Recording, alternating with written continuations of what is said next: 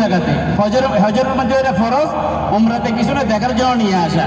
এখানে হযরতে হাজরা ইসলামকে ইব্রাহিম শয়তান ধোঁকা দিয়েছিলেন, এই ধোঁকার কারণে ওনাকে পাথর মারা ফরজ শয়তানকে।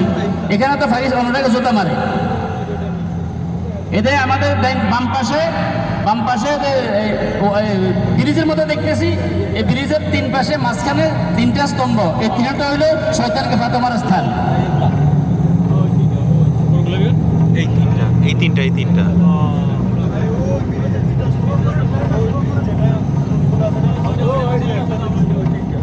হ্যাঁ দেখেন আমাদের বাম পাশে তিনটা স্তম্ভ দেখা যাচ্ছে। তিনটা স্তম্ভ হইল শয়তানকে ফাতা মারার স্থান, বড় শয়তান, ছোট শয়তান, বাচ্চা শয়তান, জমরায়ে উকবা, ওয়াসতায়ে কুবরা।